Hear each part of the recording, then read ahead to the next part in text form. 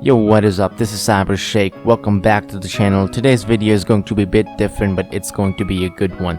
So I suggest you like the video right away, and always, if you're new to my channel, make sure to subscribe. So, suppose you have a pirated game, but later on you decide to buy that game and you bought it off Steam, but now you realize you're going to download the whole game again in order to play. Because pirated version of that game won't be recognized by Steam, and therefore you must download the whole game again from Steam in order to play. But what if the game is huge in size, like GTA 5? I'm sure downloading the whole game again like GTA 5 is not going to be easy for most, as it's really huge in size. So is there a way we can sort it out?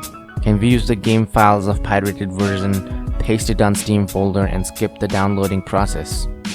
The answer is yes, and that's exactly what we're gonna do in this video. I have a pirated version of GTA 5, and because of summer sale, GTA 5 is super cheap on Steam, so I bought it recently, and it's telling me to download the whole 72 GB again. So, can we fix it? Can I fix it? Can I skip the downloading process? Let's find out. So, as I've told you, I've already bought GTA 5.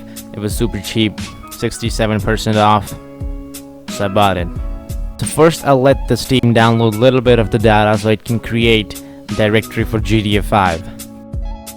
After letting it download a little bit of the game data, I went straight to the directory of my pirated GTA 5, unselected any unnecessary file, and then just copy and then pasted it to the new Steam directory that the Steam just created. And as you can see, Steam is already detecting all the existing files of GTA 5. And with that, if you can notice, I actually skipped downloading 52 GB of data, which is quite helpful.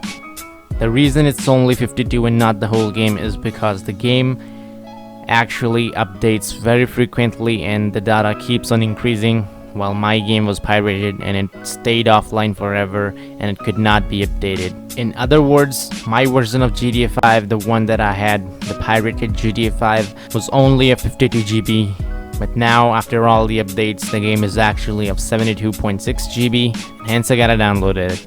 But still, we managed to skip downloading 52 GB of the game data, which is quite helpful. Hopefully, this video was helpful as well. If you enjoyed this video, make sure to leave a like, and if you're new to my channel, make sure to subscribe, and I'll see you guys in the next one. My name is CyberShake, subscribe to get updates. Do never miss a video, watch them all every day. Yeah, do give this video a like too, and if you got time, check my music channel out too. It's gonna be worth it, I promise you that. A flow you never heard before, I can promise you that. And if you're liking what you're hearing, you'd be loving all that. Stop.